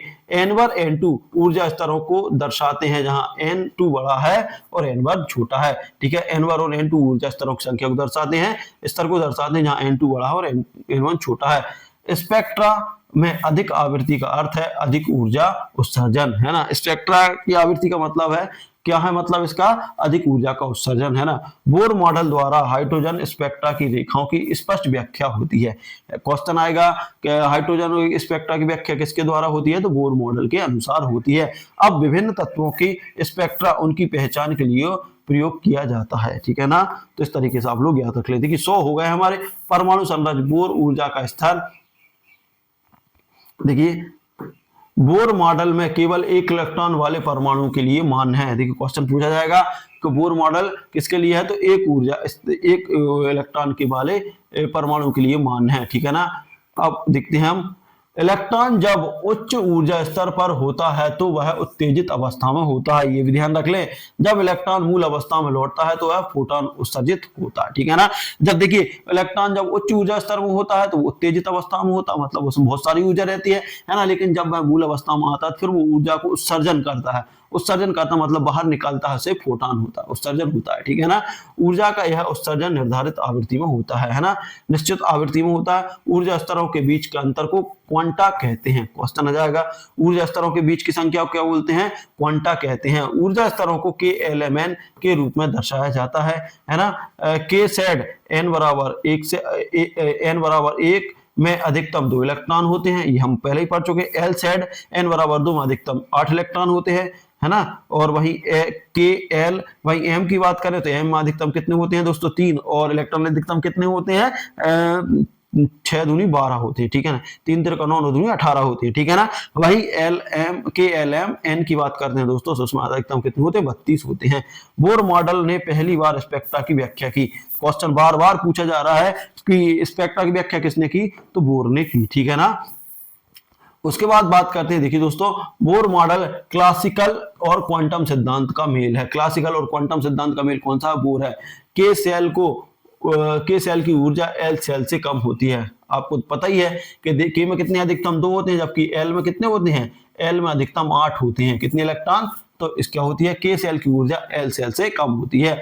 जब इलेक्ट्रॉन n बराबर 3 और n बराबर 2 पर आता है तो वल्मर रेखा बनती है। देखिए जब इलेक्ट्रॉन किस पर, n 2 से 3, n 3 से 2 पर आता है तो कौन सी बनती रेखा है, वल्मर। देखिए मतलब उच्च ऊर्जा स्तर से निम्न ऊर्जा स्तर की ओर जा रहा है। नाभिक के निकटतम सेल में इलेक्ट्रॉनों की ऊर्जा सबसे कम होती है। जो नाभिक के जो निकटतम सेल रहते हैं, जो नाभिक के निकटतम सेल रहते हैं ना, जो नाभिक रहता है, ये नाभिक है जैसे मान लो, है ना, इसका निकटतम सेल ये है, फिर ये है, फिर ये है, इस तरीके से, है ना। तो जो नाभिक का निकटतम सेल है, देखिए नाभिक के निकटतम सेल में इलेक्ट्रॉन की ऊर्जा सबसे कम होती है, क्योंकि इसमें देखिए दोस्तों कितने आते हैं, 2 इलेक्ट्रॉन आते हैं तो कम रहेगी। इसमें कितने आते हैं दोस्तों, इसमें हम बात करते हैं, इसमें कितने आ जाते हैं, इसमें आ जाते हैं 8, है ना। फिर अगले में कितने आ जाएंगे दोस्तों, 2 8, फिर उसके बाद कितने वो 2 आ जाएंगे, अगले में आ जाए 3 3 9 9 दूनी 18, तो अगले में 18 जाएंगे, है ना। ऐसे करके चले जाते हैं, ठीक है। अब उसके बाद बोर मॉडल में इलेक्ट्रॉन की गति निश्चित और वृत्ताकार मानी गई है। जो बोर का मॉडल था उसमें इलेक्ट्रॉन की गति कैसी मानी गई, निश्चित और वृत्ताकार मानी गई है। अगला है, बोर के अनुसार इलेक्ट्रॉन नाभिक में गिरता नहीं है क्योंकि वह केवल निश्चित ऊर्जा स्तरों पर ही रह सकता है। बोर के अनुसार जो इलेक्ट्रॉन नाभिक में कभी नहीं गिरता, वो अपने क्या करता, क्योंकि केवल निश्चित ऊर्जा स्तरों में ही रह सकता है। वही बात करें, बोर ने हाइड्रोजन के लिए ऊर्जा स्तरों की गणना की है। N2 से N1 पर आने पर लाइमैन श्रृंखला बनती है। देखिए N2 से जब N1 पर आते हैं लाइमैन संख्या या स्पेक्ट्रा बनता है, ठीक है ना। बोर मॉडल में ऊर्जा की क्वाटाइजेशन को पहली बार जोड़ा गया, है ना। बोर मॉडल में ऊर्जा की क्वाटाइजेशन को किसने जोड़ा दोस्तों, किसने जोड़ा, बोर ने जोड़ा, ठीक है ना। इस मॉडल ने हाइड्रोजन की स्पष्ट व्याख्या की नींव रखी, ये आप लोगों को ध्यान रखना है। इलेक्ट्रॉन जब उत्तेजित अवस्था से कम समय रहता है तो उसे क्षणिक अवस्था कहते हैं, ठीक है ना। अब क्वांटम संख्याओं की बात करते हैं। देखिए क्वांटम संख्याओं से भी आ सकता है। मुख्य क्वांटम संख्या n ऊर्जा स्तर को दर्शाती है ना। कोणीय क्वांटम संख्या l कक्षा का आकार बताती है। l हमने अभी देख लिया ना, तो मुख्य क्वांटम संख्या l है ना। और कोणीय मतलब कोण मतलब l सीधा है तो कोणीय बताएगी। वही चुंबकीय m मैग्नेट है तो चुंबकीय, है ना। उन्मूलनीकरण बताती है। स्पिन क्वांटम संख्या मतलब s, है ना। एस कौन सी है, घूमने वाली, है ना। ये क्या सी है दोस्तों, कोणी, वो है घूमने वाली, है ना। इलेक्ट्रॉन स्वतंत्र है, घूमने वाली, है ना। एस स्पिन, ठीक है ना, या फिर कोणीय, ठीक है ना। इस तरीके से हम बोल सकते हैं। n बराबर 3 हो तो 1 के मान होंगे। देखिए n बराबर 3 हो तो l के मान होंगे, क्या होंगे, l के मान 0 1 2, ठीक है ना। अब L बराबर 1 हो तो ऑर्बिटल P होंगे, तो क्या होंगे ऑर्बिटल P, देखिए -1 0 और +1 ये ऑर्बिटल होंगे, याद रख लेना। जब L का मान 1 हो, एक ऑर्बिटल में अधिकतम 2 इलेक्ट्रॉन हो सकते हैं। देखिए एक ऑर्बिटल में अधिकतम कितने इलेक्ट्रॉन हो सकते हैं, 2 इलेक्ट्रॉन आ सकते हैं जी, हम पहले से ही देख रहे हैं। अब कक्षा एस कक्षा गोलाकार, ये जरूर याद रख लें। देखिए जो एस कक्षा रहती है वो गोलाकार होती है ना। और पी कक्षा कैसी रहती है दोस्तों, डंबलाकार। ये पूछा जाता है। देखिए संकरण होता है तो एस का जो मान कैसा रहता है, वो इस तरीके का रहता है ना, संकरण। और पी का कैसा रहता है दोस्तों, डंबलाकार, मतलब इस तरीके का, है ना, इस तरीके का या इस तरीके का, याद रख लेना। और डी कक्षा 5 उपकक्षक होते हैं। डी कक्षा में कितने होते हैं, 5 उपकक्षक होते हैं। और एफ कक्षा में अधिकतम 14 इलेक्ट्रॉन होते हैं, ठीक है ना। जो एफ कक्षा रहती है उसमें अधिकतम कितने होते हैं, 14 इलेक्ट्रॉन होते हैं, है ना। तो वहीं देखिए एस कक्षा में कितने अधिकतम 2 इलेक्ट्रॉन जा सकते हैं, पी में कितने 6 जा सकते हैं, डी की बात करें 10 जा सकते हैं, और एफ में अधिकतम 14 इलेक्ट्रॉन जा सकते हैं, ठीक है ना। आप लोग ये भी याद रख लें, है ना। एस की आकृति कैसी रहती है, एस की गोलाकार रहती है, जबकि डी की कैसी रहती है दोस्तों, डंबलाकार रहती है ना। ये आप लोग ध्यान रख लें। एस कक्षा में L बराबर 0 का केवल 1 m मान होता है, ठीक है ना। P कक्षा में कुल 3 ऑर्बिटल होते हैं। जो P कक्षा रहती है उसमें कितने होते हैं, 3 ऑर्बिटल होते हैं। क्यों होते हैं, देखिए एक ऑर्बिटल में अधिकतम 2 इलेक्ट्रॉन होते हैं, इस तरीके का रहता है P का, है ना। कितने होते हैं, जो P रहता है इस तरीके के रहते हैं। तो एक ऊपर जाएगा एक नीचे जाएगा, एक ऊपर जाएगा एक नीचे जाएगा, एक ऊपर जाएगा एक नीचे जाएगा, इस तरीके से ये भरा जाता है, ठीक है ना। तो ये आप लोग ध्यान रख लेना। डी कक्षा में कुल 5 ऑर्बिटल होते हैं। कितने होते हैं दोस्तों, डी कक्षा में कुल 5 होते हैं। क्यों होते हैं, क्योंकि इसमें 10 इलेक्ट्रॉन जाते हैं ना, इसलिए। पॉली का एक्सक्लूसिव प्रिंसिपल, जो पॉली का सिद्धांत है के अनुसार 2 इलेक्ट्रॉनों की कभी भी क्वांटम संख्या, है ना, समान नहीं हो सकती। क्वेश्चन आ जाएगा पॉली के सिद्धांत के अनुसार, किस सिद्धांत के अनुसार 2 इलेक्ट्रॉनिक क्वांटम संख्या समान नहीं हो सकती, तो पॉली के अनुसार। यदि देखिए यदि n बराबर 2 है तो अधिकतम इलेक्ट्रॉन कितने होंगे, 8 होंगे। यदि n बराबर 3 है तो अधिकतम इलेक्ट्रॉन कितने होंगे, 18 होंगे, ठीक है ना। आप लोग कैसे याद करोगे, 2n² से जितने भी चाहो उतने बता सकते हो। जहां n बराबर क्या है, कक्षाओं की संख्या, है ना। n बराबर 1 है, n बराबर 2 है, n बराबर 3 ऐसे करके। इलेक्ट्रॉन के स्पिन मान देखिए +-1/2, है ना, सॉरी +1/2, है ना, और -1/2 होते हैं। तो ये क्वेश्चन पूछा जा सकता है, इलेक्ट्रॉन के स्पिन मान कितने होते हैं, तो प्लस का 1/2 या माइनस का 1/2, ठीक है ना। प्लस और माइनस के, या फिर प्लस माइनस के 1/2, ये भी हो सकता है। ये तो ये आप लोग याद रख लें, मोस्ट आईएमपी है। देखिए उसके बाद बात करते हैं, एक पी उपकक्षक में अधिकतम 6 इलेक्ट्रॉन हो सकते हैं। एक पी उपकक्षक है उसमें अधिकतम कितने इलेक्ट्रॉन हो सकते हैं, 6 इलेक्ट्रॉन हो सकते हैं। एस उपकक्षक में केवल 2 इलेक्ट्रॉन आते हैं, है ना। कुल इलेक्ट्रॉन 2n² से दर्शाते हैं। 3D कक्षा में मतलब n देखिए n+1। अब n+1 कैसा रहेगा, 3D, है ना। तो n का मान रहेगा 3 और इससे छोटा वाला l का मान कितना रहेगा, 2। तो कितना हो जाएगा दोस्तों, 5। ये आप लोग ध्यान रखना 3D में, ठीक है ना। तो 3D में का मतलब क्या है, 3D का मतलब है n होता है, n+1, l+1 होता है। तो l की संख्या 3 होती है और n की संख्या तो 5। 4 की बात करेंगे तो 4s की बात करेंगे तो n+1 है ना, तो 4 का क्या रहेगा 4+0, ठीक है ना, ये आप लोग ध्यान रख लें। अब इसके बाद इसलिए 4 पहले भरता है फिर 3D भरता है ना, तो ये सिद्धांत आप लोगों को समझाना पड़ेगा, है ना। इसका ये एक अलग वीडियो लेकर आऊंगा अपबाहु का सिद्धांत, क्योंकि ये वैसे अपने सिलेबस में नहीं है ना, लेकिन इसमें वो IMP फैक्ट में दिया है, ठीक है ना। अपबाहु सिद्धांत में इलेक्ट्रॉन वितरण का मूल नियम क्या है, ठीक है ना, मूल नियम है, ठीक है, वितरण का मूल नियम है। जो अपबाहु सिद्धांत है इलेक्ट्रॉन के वितरण का मूल नियम है, ठीक है ना। हुंड्स रूल्स में सभी उपकक्षक पहले अर्ध भरे जाते हैं। देखिए हुंड का जो नियम है उसके अनुसार जो पहले उपकक्षक है उन्हें आधे भरे जाते हैं। देखिए sp3 का मतलब है p ऑर्बिटल में 3 इलेक्ट्रॉन है, ठीक है ना, ये आपको समझ गए। p ऑर्बिटल में पहले 3 ऑर्बिटल एक इलेक्ट्रॉन भरे जाते हैं। जो देखिए sp3 का मतलब क्या है कि p ऑर्बिटल, जो p के ऑर्बिटल है उनमें 3 इलेक्ट्रॉन है। p ऑर्बिटल में पहले 3 ऑर्बिटल एक इलेक्ट्रॉन भरे जाते हैं, ठीक है ना। पहले 3 इलेक्ट्रॉन कैसे भरे जाएंगे, एक ऑर्बिटल में भरे जाएंगे, ठीक है ना। भाई 1s 2s 2p6 ये है नियोन का इलेक्ट्रॉनिक विन्यास है, ठीक है ना। डी ब्लॉक तत्वों में आंतरिक डी कक्षक भरती है, अंत में डी कक्षा भरती है। जो डी ब्लॉक के तत्व हैं उनमें आंतरिक कक्षक उसमें डी में भरती है। अब बात करते हैं इलेक्ट्रॉनिक विन्यास। तो इलेक्ट्रॉनिक विन्यास की बात करते हैं। देखिए नाइट्रोजन का इलेक्ट्रॉन, देखिए नाइट्रोजन परमाणु क्रमांक कितना है 7 है दोस्तों, है ना। तो इलेक्ट्रॉनिक विन्यास क्या होगा इसका क्या होगा, देखिए 1s² 2 इलेक्ट्रॉन इसमें 2s² और 2p3, तो कितना होगा 4 और 3 7 हो गए, है ना। फिर ऐसे ही बात करते हैं ऑक्सीजन का परमाणु क्रमांक कितना है दोस्तों 8 है, तो कितना 1s² 2s² 2p4 होता है, ठीक है ना। वहीं सोडियम की बात करते हैं, सोडियम का परमाणु क्रमांक कितना है दोस्तों, सोडियम का परमाणु क्रमांक है 11, कैसा होगा 1s² 2s² 2p6 3s1, ठीक है ना, ये आप याद रख ले, ये पूरी संख्या हुई। वही मैग्नीशियम का परमाणु क्रमांक कितना है दोस्तों, तो इसकी बात करें तो 12 है मैग्नीशियम, तो 1s² 2s² 2p6 और 3s², ठीक है। तो इस तरीके से आप एल्यूमिनियम का भी निकाल सकते हैं, ठीक है। तो इसका जो हुंड का नियम है उसको अपबाहु का परमाणु सिद्धांत वो मैं आप लोगों को समझाऊंगा, वहां की आप लोग देख सकते हैं कि किस तरीके से, है ना, किस तरीके से भरा जाता है। तो देखिए इसका देखिए ये ठीक है। अब इसके बाद हम देखते हैं, तो ये आप लोगों को आराम से देखना है ना, ये नियम है ना, और वहां की आपको नियम फिर बाद में समझा दिया जाएगा। इलेक्ट्रॉनिक विन्यास से संयोजकता ज्ञात होती है। जो इलेक्ट्रॉनिक विन्यास है ना, इलेक्ट्रॉनिक विन्यास से संयोजकता क्या होती है, ज्ञात होती है। स्थायी गैसों में वह कक्षा पूर्ण होती है। संयोजकता 8 अंतिम कक्षा में इलेक्ट्रॉन, है ना।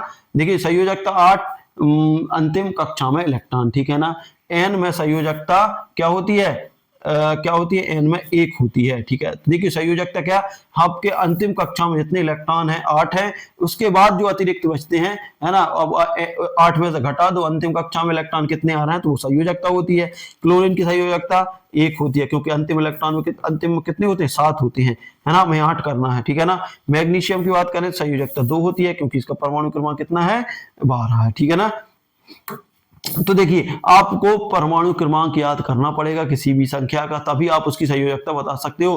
तो उसके लिए मैं एक छोटा सा वीडियो लेकर आऊंगा जिसमें परमाणु संख्या आप लोगों को पूरी याद करवा दूंगा, ठीक है ना। एन की संयोजकता 3 होती है। इलेक्ट्रॉन के विन्यास और रासायनिक गुणों का ही पता चलता है। डी ब्लॉक, देखिए डी ब्लॉक तत्वों में संयोजकता परिवर्तनीय होती है, ठीक है ना। जो डी ब्लॉक के तत्व रहते हैं उनकी संयोजकता कैसे रहती है, परिवर्तनीय रहती है। आयनों में भी इलेक्ट्रॉनिक विन्यास बदला होता है, ठीक है ना। प्लस एन विन्यास में एनी की तरह होता है। तो माइनस क्लोरीन, देखिए क्लोरीन पर 1 है ना, मतलब 1 दिया तो आर्गन की तरह होता है ये भी। नोबल गैस, देखिए जो नोबल गैस के विन्यास को कहा जाता है ऑक्टेट पूर्णता कहा जाता है। मतलब ये अपना कोष्टक पूरा कर लेते हैं, है ना, मतलब अष्टक पूरा कर लेते हैं, तो वो क्या हो जाते हैं, निश्चित होता है, निष्क्रिय हो जाते हैं। वहीं इलेक्ट्रॉन विन्यास का आवर्त सारणी में स्थान निर्धारित को सहायक होता है। तत्व का समूह उसकी संयोजकता से जुड़ा होता है। एक ऑर्बिटल में अधिकतम 2 इलेक्ट्रॉन विपरीत स्पिन रहते हैं। स्पिन मतलब जो एक ऑर्बिटल में 2 इलेक्ट्रॉन रहते हैं वो विपरीत दिशा में स्पिन करते हैं, मतलब ऐसा रहता है ये, है ना, जो s4 रहता है, तो एक इलेक्ट्रॉन इस तरीके से रहेगा, एक इलेक्ट्रॉन नीचे रहेगा, ठीक है ना, ये आप रख लेना। अब बहु नियम क्या है, 1s 2s 2p, देखिए 1s 2s 2p 3s 3p 4s, है ना, 3D, तो इस तरीके का। तो इसका एक सूत्र है वो आप लोगों के लिए मैं बहुत जल्दी लेकर आऊंगा। क्रोमियम का विन्यास है ना AR, ठीक है, के बराबर होता है। ये इस कॉपर का होता है तो का विन्यास आर्गन के बराबर होता है, ठीक है ना। तो इस तरीके से दोस्तों अब इनके बाद अपवाद की है अपवाद अर्थ, देखिए ये अपवाद अर्ध भरे और भरे d ऑर्बिटल की स्थिति के कारण होते हैं, ठीक है ना। s उप श्रेणी में केवल एक ऑर्बिटल होता है, जो s उप श्रेणी रहती है उसमें केवल एक ऑर्बिटल रहता है। p उप श्रेणी में केवल 3 ऑर्बिटल रहते हैं, ऑर्बिटल होते हैं। वहीं डी उप श्रेणी में कुल 5 ऑर्बिटल होते हैं। वहीं एफ उप श्रेणी में 7 ऑर्बिटल, मतलब दो दो के अंतर से। देखिए एस की उप श्रेणी में 1 रहेगा, वहीं पी की उप श्रेणी में कितने 3 रहेंगे, डी की उप श्रेणी में 5 रहेंगे और एफ की उप श्रेणी में 7 रहेंगे। उप श्रेणी का याद रख लो, दो का फार्मूला है ना। और वैसे हम बात करते हैं तो एस में कितने जाते हैं, एस ऑर्बिटल में कितने जाते हैं 2, है ना दोस्तों। और फिर उसके बाद पी ऑर्बिटल में कितने जाते हैं 4 4 के अंतर से। पी के बाद डी में कितने जाते हैं दोस्तों 10 जाते हैं। वहीं एफ की बात करते हैं, एफ में कितने जाते हैं दोस्तों, एफ में जाते हैं 14, है ना। यदि उप श्रेणी की बात आती है, देखिए उप की बात आती है, देखिए यहाँ 1 जाएगा, फिर 2 से फिर 3 जाएंगे, फिर 2 का अंतर रहेगा 5 जाएंगे, फिर 2 का अंतर रहेगा 7, मतलब आधे जाएंगे। आप लोग याद रख लें जो उप श्रेणी है, ठीक है ना। प्रत्येक ऑर्बिटल में अधिकतम 2 इलेक्ट्रॉन होते हैं। जो प्रत्येक ऑर्बिटल रहता है उसमें अधिकतम कितने इलेक्ट्रॉन होते हैं, है ना, अधिकतम 2 इलेक्ट्रॉन होते हैं। एस ऑर्बिटल का आकार गोलाकार होता है, जबकि पी ऑर्बिटल का आकार डंबलाकार होता है ना।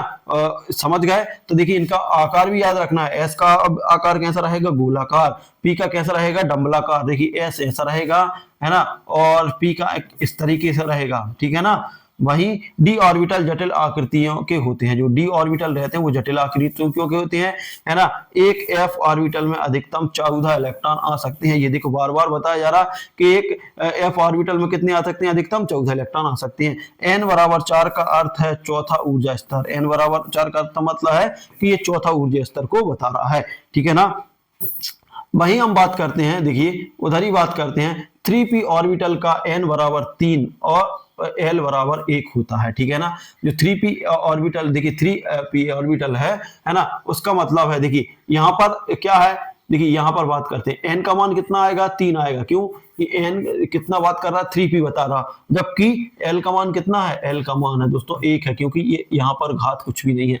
भाई 4d की बात करते हैं, देखिए 4d n का मान 4 है और L का मान 2 है, ठीक है ना, क्योंकि ये दो उसके श्रेणी। एफ उप श्रेणी में L बराबर 3 के लिए होता है ना। अभी हमने देखा था वो देखेंगे, ठीक है ना, SPDF, है ना। तो इस तरीके से किसी उप श्रेणी में ऑर्बिटल की संख्या 2l+1 होती है, ठीक है ना। वहीं S के लिए L बराबर 0 तो 2l बराबर 1 होता है, ठीक है ना। S के बराबर L बराबर 0 रहता है। तो इस तरीके से देखिए दोस्तों ये बहुत सारे नियम है। वहीं बात करते हैं P के लिए, तो L बराबर 1 तो 3 ऑर्बिटल, ठीक है ना, 3 क्या हो जाएंगे, 3 ऑर्बिटल हो जाएंगे, ठीक है। वहीं D की बात करते हैं, D में L बराबर 2 है तो कितने हो जाएंगे, 5 हो जाएंगे। क्यों, सीधी बात है, यहाँ है ना अपना 2n+1 है ना, 2l+1 है, सॉरी 2l+1 का फार्मूला याद रखना है। यदि मान लो D का मान, देखिए L का मान कितना है 2 दे दिया उन्होंने, तो 2 गुणे 2 + 1 कितना, 2 दूनी 4 और 1 5 हो गया। यदि उसने L का मान 0 दे दिया यहाँ पर +1, तो 2 गुणे 0 + 1, तो 0 का ये 0 हो जाएगा बराबर 1 हो जाएगा। ये सीधा सिद्धांत है, ये आप लोग को याद रखना है ना। किसी उप श्रेणी में ऑर्बिटल की संख्या, ये देखिए कितने 2l+1 के द्वारा दर्शाई जाती है ना। तो ये आप लोगों को फार्मूला याद रखना है, 2l+1 के द्वारा ये किस में दर्शाई जाती है, उप श्रेणी में ऑर्बिटल की संख्या, ठीक है ना। तो इस तरीके से हम ज्ञात कर सकते हैं। देखिए प्रत्येक f, देखिए क्या दिया है, f के लिए L बराबर 3 है तो ऑर्बिटल कितने होंगे, क्वेश्चन पूछा जा सकता है कि f बराबर उप श्रेणी f बराबर 3 है तो ऑर्बिटलों की संख्या कैसे निकालेंगे, 2l+1। अब 2 गुणित L का मान कितना है 3 + 1, 3 दूनी 6 और 1 7, हम बड़े इजीली तरीके से निकाल सकते हैं। प्रत्येक उप श्रेणी में अधिकतम इलेक्ट्रॉनों की संख्या क्या होती है, 2 × 2l+1 होती है, ठीक है ना। प्रत्येक उप श्रेणी की बात कर रहा है वो, अधिकतम इलेक्ट्रॉनों की संख्या अधिकतम की बात कर रहा है, तो ये रहेगी। इस तरीके से 99 होगा। और 200वां हमारा क्वेश्चन है, देखिए 200वां, ऑर्बिटल एक त्रिआमी क्षेत्र होता है जहां इलेक्ट्रॉन मिलने की संभावना अधिक होती है। मतलब त्रिआमी है ना, 3 आमी मतलब 3 डायमेंशन बोल सकते हैं, जहां इलेक्ट्रॉन मिलने की संभावना अधिक होती है। देखिए स्पेक्ट्रा और रेडबर्ग का समीकरण, स्पेक्ट्रा और रेडबर्ग के समीकरण को देखते हैं हम, क्या है। हाइड्रोजन परमाणु के लिए स्पेक्ट्रल रेखाएं बोर मॉडल से समझाई जा सकती हैं। जो हाइड्रोजन का, देखिए हाइड्रोजन परमाणु के लिए स्पेक्ट्रल रेखाएं बोर मॉडल से समझाई जा सकती हैं। परमाणु स्पेक्ट्रल रेखाएं है ना, लाइन स्पेक्ट्रा होती हैं। जो परमाणु रहते हैं वो कैसे लाइन स्पेक्ट्रा में रहते हैं। हाइड्रोजन स्पेक्ट्रा में वल्मर, लाइमैन, फॉस्चन और ब्रैकेट और फंड श्रेणी होती है, ठीक है ना। वल्मर श्रृंखला दृश्य प्रकाश क्षेत्र में आती है, वहीं लाइमर श्रृंखला पराबैंगनी क्षेत्र में आती है, वहीं फॉस्चन श्रृंखला अपराक्त क्षेत्र में आती है। ये आप लोगों को याद रखना दोस्तों, ये सारी श्रृंखला याद रखना। देखिए इतना डीप नहीं पूछा जाएगा, लेकिन इतना डीप पूछ लिया जाए तो मैंने वन लाइन में पूरा कवर कर दिया, है ना। रेडबर्ग समीकरण, ठीक है। रेडबर्ग समीकरण क्या है दोस्तों, ये आप लोग याद रख लें, 1 लैम्डा, है ना। 1 लैम्डा बराबर, इसको लैम्डा पढ़ा जाता है दोस्तों, 1 लैम्डा बराबर आर, है ना। कोष्टक के अंदर हम क्या लिख सकते हैं, 1 देखिए 1/n1 का स्क्वायर प्लस 1/n2 का स्क्वायर। ये क्या है दोस्तों, ये है रेडबर्ग समीकरण, रेडबर्ग समीकरण। ये कौन सा दोस्तों, रेडबर्ग समीकरण। ये क्या है दोस्तों, ये है आपका लैम्डा, है ना। ये आप लोगों को याद रखना, सॉरी ये आर है ना। ये है आपका 1 ये है लैम्डा, ठीक है ना। 1 लैम्डा, ये आपका समीकरण दिया है, तो आप लोग इसको याद कर लें। इसमें आर रेडबर्ग स्थिरांक का, देखिए आर रेडबर्ग स्थिरांक का मतलब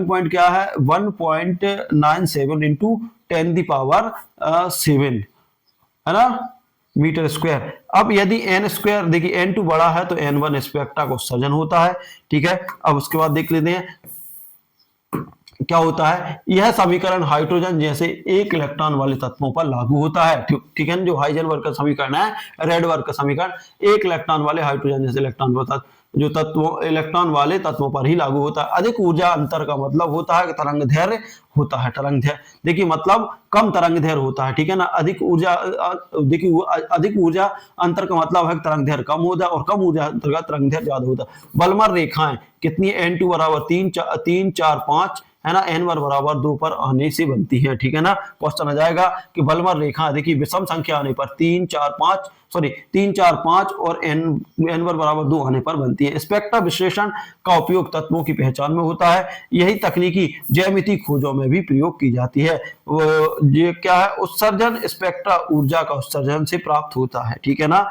तो इस तरीके से देखिए परमाणु जो हमारा संरचना है उससे लगभग हमने सारे क्वेश्चन, 300 जो क्वेश्चन है उसमें पूरे क्वेश्चन हो गए। इसके बाद आप लोग कुछ नहीं देखने, यदि आपने ये रख लिया। अवशोषण स्पेक्ट्रा पदार्थ द्वारा ऊर्जा का अवशोषण से प्राप्त होता है। उत्सर्जन और अवशोषण रेखाएं समान होती हैं लेकिन विपरीत दिशा में, ठीक है ना। देखिए उत्सर्जन और अवशोषण रेखाएं कैसी होती हैं, समान होती हैं लेकिन विपरीत दिशा में होते हैं। हाइड्रोजन के स्पेक्ट्रा का अध्ययन बोर मॉडल की पुष्टि करता है, ठीक है ना। लाइनमर ने n2 बराबर 2 तो n बराबर 1 आने पर ही बनती है। जो लाइनमर रेखाएं रहती हैं, यदि n2 2 है और n 1 पर आने से ही बनती है। n2 4 है तो n 2 पर आने पर HV वल्मर रेखाएं बनती हैं। तो ये आप लोगों को ध्यान रखना है, यदि n2 का मान 4 है, n1 का मान 2 है तो ये वल्मर रेखाएं बनेगी। रेडबर्ग समीकरण को बाद में बोर सिद्धांत ने सही ठहराया। जो रेडबर्ग समीकरण था उसको बाद में किसने, बोर ने भी सही ठहरा दिया।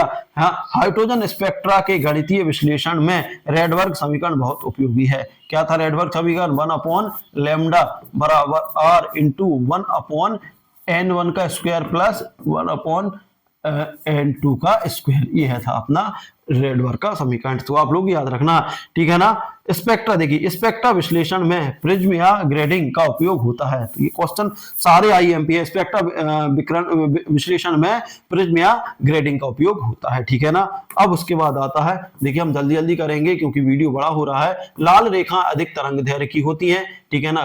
क्वेश्चन आ जाता है जो लाल रेखाएं हैं वो कैसी रहती है, अधिक तरंग दैर्घ्य की रेखा कौन से रंग की होती है रेखाएं, तो लाल रंग की होती है। जबकि नीली और बैंगनी रेखाएं कम तरंगदैर्घ्य की होती हैं। ध्यान रख लेना, नीली और बैंगनी जो रेखाएं रहती है वो कम तरंगदैर्घ्य की होती हैं।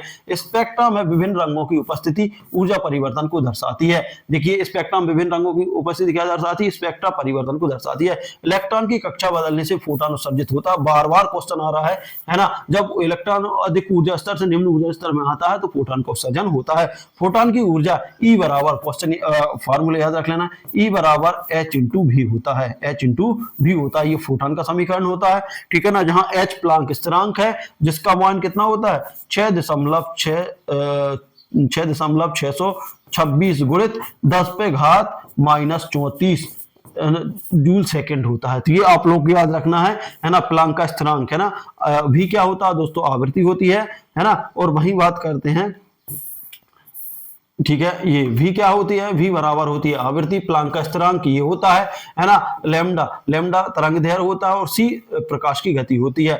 वही बात करते हैं, v बराबर c अपॉन v होता है, ठीक है ना। e बराबर एच सी अपॉन ये होता है। कम, देखिए कम लैम्डा का मतलब उच्च ऊर्जा, देखिए कम लैम्डा का मतलब क्या होता है, उच्च ऊर्जा होती है, ठीक है ना। अब स्पेक्ट्रम का अध्ययन देखते हैं।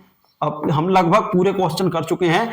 स्पेक्ट्रा या का अध्ययन स्पेक्ट्रोस्कोपी कहलाता है। आ जाता है क्वेश्चन, स्पेक्ट्रा अध्ययन को क्या बोलते हैं, स्पेक्ट्रोस्कोपी कहते हैं।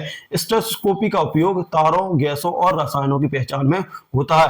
हाइड्रोजन का स्पेक्ट्रा सबसे सरल होता है। हाइड्रोजन का स्पेक्ट्रा कैसा रहता है दोस्तों, सबसे सरल रहता है। हाइड्रोजन के स्पेक्ट्रा से बोर मॉडल की पुष्टि होती है। स्पेक्ट्रा में रेखाओं की संख्या ऊर्जा के स्तरों की संख्या पर निर्भर करती है। देखिए जो स्पेक्ट्रा में रेखाओं की संख्या जो ऊर्जा के स्तरों की संख्या पर निर्भर करती है। सटीक रेखाएं बोर सिद्धांत की पुष्टि करती है, जो सटीक रेखा है वो बोर सिद्धांत की पुष्टि करती है। अब ये दोस्तों अतिरिक्त परिभाषा है जो आप लोगों को याद रखना है। और लगभग ये देखिए हमने बोर परमाणु मॉडल से जो भी क्वेश्चन सारे कर लिया, अब इस सेट को कुछ नहीं जाएगा यदि आप पूरा वीडियो देख लेते हैं। डाल्टन ने सबसे पहले परमाणु सिद्धांत दिया, याद रख लेना, डाल्टन ने सबसे पहले क्या दिया, परमाणु। जे जे थॉमसन ने इलेक्ट्रॉन की खोज की, ये आप लोगों को याद रखना है ना। इलेक्ट्रॉन का E अपॉन एम अनुपात थॉमसन ने बताया। E अपॉन एम अनुपात किसने बताया, थॉमसन ने बताया। रदरफोर्ड ने नाभिक की खोज की। रदरफोर्ड ने किसकी खोज की दोस्तों, नाभिक की खोज की, ठीक है ना।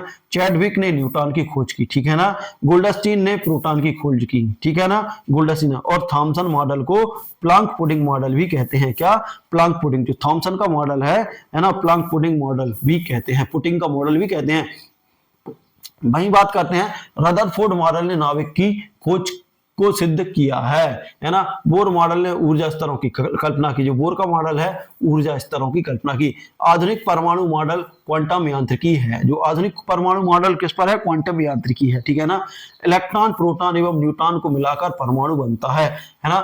जो परमाणु सबसे छोटा जो इकाई रहती है परमाणु, वो इलेक्ट्रॉन, प्रोटॉन और न्यूट्रॉन से मिलकर बनता है। प्रोटॉन और न्यूट्रॉन मिलकर नाभिक बनाते हैं। क्वेश्चन आ जाएगा, प्रोटॉन और न्यूट्रॉन मिलकर क्या बनाते हैं, नाभिक बनाते हैं, जबकि इलेक्ट्रॉन इसके चारों ओर कक्षाओं में चक्कर लगाता है। इलेक्ट्रॉन का आवेश ये याद रख लेना, 1.6 गुणित 10 पे घात -19, 1.6 गुणित 10 पे घात -19 कार्बन होता है। क्या, इलेक्ट्रॉन का आवेश, ठीक है ना, कूलम, ठीक है ना, कूलम होता है, सॉरी।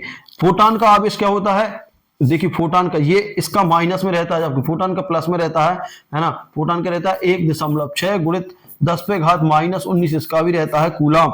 देखिए इलेक्ट्रॉन का माइनस रहता है जबकि प्रोटॉन का प्लस में रहता है। और न्यूट्रॉन का क्या रहता है, न्यूट्रॉन अनावेशित होता है। न्यूट्रॉन का कोई आवेश नहीं होता, ये चीज आप लोग याद रख लेना है, ठीक है ना। उसके बाद न्यूट्रॉन का कोई आवेश नहीं होता। इलेक्ट्रॉन का द्रव्यमान, इलेक्ट्रॉन के द्रव्यमान की बात करें तो 9.1 गुणित 10 पे घात -31 किलोग्राम होता है। ये भी याद रख लेना, ये मोस्ट आईएमपी है, ठीक है ना। इलेक्ट्रॉन का द्रव्यमान कितना होता है, 9.1 गुणित 10 पे घात -31 होता है। अब बात करते हैं प्रोटॉन का द्रव्यमान कितना होता है। प्रोटॉन की बात करते हैं, प्रोटॉन का दशमलव कितना, 1.67 गुणित 10 पे घात -27 होता है। न्यूट्रॉन का द्रव्यमान प्रोटॉन के द्रव्यमान का लगभग बराबर होता है। लगभग की बात कर रहा है, न्यूट्रॉन और का द्रव्यमान और प्रोटॉन के द्रव्यमान के लगभग बराबर होता है। परमाणु का द्रव्यमान मुख्यतः नाभिक में होता है, ये बात आप लोग याद रख लें। नाभिक बहुत घना और छोटा होता है। नाभिक कैसा होता है, घना और छोटा होता है। परमाणु का व्यास कितना होता है, 10 पे घात -10 माइक्रोमीटर या मिलीमीटर के लगभग होता है। नाभिक का व्यास, नाभिक का देखिए क्वेश्चन पूछा जा सकता है, परमाणु का व्यास, नाभिक का व्यास 10 पे घात -14 है ना, m के बराबर होता है। अधिकांश स्थान रिक्त होता है, जो नाभिक का अधिकांश स्थान कैसा रहता है, रिक्त होता है। इलेक्ट्रॉन नाभिक के चारों ओर घूमते हैं, इलेक्ट्रॉन क्या करते हैं, नाभिक के चारों ओर घूमते हैं। वही बात करते हैं, इलेक्ट्रॉनिक संरचना तत्वों के रासायनिक व्यवहार को प्रभावित करती है। जो इलेक्ट्रॉनिक संरचना है तत्वों के सामाजिक रासायनिक व्यवहार को प्रभावित करती है। परमाणु की स्थिरता नाभिक की ऊर्जा पर निर्भर करती है। जो परमाणु की स्थिरता क्या रहती है, नाभिक की ऊर्जा पर निर्भर करती है। न्यूटन का कार्य परमाणु को जो न्यूटन का कार्य है परमाणु को स्थिरता देना है। अस्थिर नाभिक रेडियो धर्मिक होते हैं। जो अस्थिर नाभिक कैसे होते हैं, रेडियो धर्मी होते हैं। इलेक्ट्रॉन की खोज कैथोड किरण नली प्रयोग से हुई, है ना, कैथोड नली प्रयोग से हुई, ठीक है ना। न्यूटन की खोज 1932 में हुई, किसने की, चैडविक ने की, है ना। हाइड्रोजन के परमाणु में एक ही फोटॉन का कोई न्यूट्रॉन नहीं होता, ठीक है ना। जो हाइड्रोजन जो परमाणु में जो हाइड्रोजन परमाणु रहता है उसमें सिर्फ प्रोटॉन पाया जाता है। क्या पाया जाता है, एक ही प्रोटॉन, कोई न्यूट्रॉन नहीं होता, उसमें न्यूट्रॉन नहीं होते। ड्यूटेरियम एक, प्रोटेनियम एक और न्यूट्रॉन होता है। देखिए ड्यूटेरियम में एक प्रोटॉन और एक न्यूट्रॉन होता है, ये आप लोग ध्यान रखिए। टिटेनियम में क्या होता है, एक प्रोटॉन और 2 न्यूट्रॉन होते हैं। तो ये आप लोगों को मोस्ट आईएमपी है दोस्तों, ये है ना। समस्थानिकों का रासायनिक व्यवहार समान होता है, जबकि समभारिक का रासायनिकों का द्रव्यमान समान होता है। समस्थानिकों के मॉलिक्यूलर वेट अलग अलग होते हैं, ठीक है ना। रेडियोधर्मी समस्थानिक चिकित्सा में उपयोग होते हैं, ठीक है ना। परमाणु संरचना के ज्ञान को आवर्त सारणी से बताई गई है, ठीक है, बनाई गई है। जो परमाणु संरचना के ज्ञान से आवर्त सारणी ही बनाई गई है। अब देखिए उसके बाद बात करते हैं आगे। मेडलीफ ने आवर्त सारणी बनाई लेकिन इलेक्ट्रॉनिक संरचना नहीं बताई, ठीक है ना। मेडलीफ ने आवर्त सारणी तो बनाई लेकिन इलेक्ट्रॉनिक संरचना नहीं बताई। मौलिक कणों के ज्ञान से आधुनिक रसायन की नींव रखी गई है। आज के समय में परमाणु की संरचना कंप्यूटर मॉडलिंग द्वारा स्पष्ट की जाती है। देखिए आज के समय में जो परमाणु संरचना कैसे है, कंप्यूटर मॉडलिंग द्वारा स्पष्ट की जाती है। परमाणु ऊर्जा का प्रयोग बिजली उत्पादन में होता है। देखिए बिजली उत्पादन में परमाणु ऊर्जा का उपयोग होता है। परमाणु मॉडल ने भौतिकी और रसायन दोनों को जोड़ा है, ठीक है ना। आधुनिक परमाणु मॉडल को श्रोडिंग समीकरण से समझा जाता है, श्रोडिंग समीकरण से समझा जाता है। स्पिन या क्वांटम संख्या 2 ही होती हैं। देखिए स्पिन या क्वांटम संख्या 2 ही होती है। देखिए प्लस का 1/2 और माइनस का 1/2, ठीक है ना, याद रख लेना। इलेक्ट्रॉन एक कण और तरंग दोनों की तरह व्यवहार करता है। जो इलेक्ट्रॉन रहता है एक कण और एक तरंग दोनों की तरह भी व्यवहार करता है। अब इसके बाद क्वांटम सिद्धांत ऊर्जा अविच्छिन्य नहीं बल्कि क्वांटम होती है। बोर मॉडल से पहले क्लासिक मॉडल विफल हो गया थे। बोर मॉडल ने ऊर्जा स्तरों की अवधारणा दी, ठीक है। इलेक्ट्रॉनिक संरचना, संयोजकता और रासायनिक गुणधर्म को पूर्वानुमान लगाया जाता है। देखिए परमाणु के 3 मुख्य कण इलेक्ट्रॉन, प्रोटॉन और न्यूट्रॉन है ना। एक इलेक्ट्रॉन की द्रव्यमान लगभग 0 होता है, माना जाता है कि, है ना, इलेक्ट्रॉन का कोई द्रव्यमान नहीं माना जाता, ठीक है ना। अब बात करते हैं, देखिए परमाणु संख्या क्या होती है, प्रोटॉनों की संख्या, द्रव्यमान संख्या प्रोटॉन, न्यूट्रॉन की संख्या। परमाणु आवेश प्रोटॉन माइनस इलेक्ट्रॉन होता है। जो परमाणु आवेश रहता है वो प्रोटॉन में से इलेक्ट्रॉन घट जाता है तो परमाणु आवेश आ जाता है। तटस्थ परमाणु प्रोटॉन इलेक्ट्रॉन होता है ना। आयन बनने पर इलेक्ट्रॉन घटते हैं या बढ़ते हैं, ठीक है ना। जब आयन बनता है तो इनके प्रोटॉन या तो घटेंगे या बढ़ेंगे, ठीक है ना। इलेक्ट्रॉन घटते या बढ़ते हैं, सॉरी। कैटायन में इलेक्ट्रॉन घटते हैं। जो कैटायन रहता है उसमें इलेक्ट्रॉन क्या होते हैं, घटते हैं, धनावेशित होता है, तो ठीक है ना। एनायन में क्या होता है, इलेक्ट्रॉन बढ़ते हैं, ऋणावेशित होता है, ठीक है ना। इसके बाद दोस्तों इस तरीके से हमारा लास्ट ये 300वां परमाणु संरचना रसायन की मूल अवधारणा। तो दोस्तों इस तरीके से हमने 300 मोस्ट आईएमपी, है ना, परमाणु संरचना पर आधारित हमने फैक्ट कर लिए हैं केमिस्ट्री के। अब हम 300 ऐसे उसका सेकंड चैप्टर है उसके लेकर आएंगे दोस्तों। तो इस तरीके से हम 600 कर लेंगे, 600 हमारे मोस्ट आईएमपी रहेंगे जिसको आप लोग कर लोगे। तो दोस्तों इस तरीके से आपकी बिल्कुल केमिस्ट्री पूरी खत्म हो जाएगी। केमिस्ट्री से फिर कुछ नहीं देखना आपको, 100% यहाँ से आने वाला। तो दोस्तों ये था वीडियो, अच्छा लगा तो लाइक शेयर कमेंट कर दीजिए। साथ ही अभी तक चैनल बनाया सब्सक्राइब नहीं किया सब्सक्राइब कर लीजिएगा। मिलते हैं अगले वीडियो में, तब तक जय हिंद जय भारत।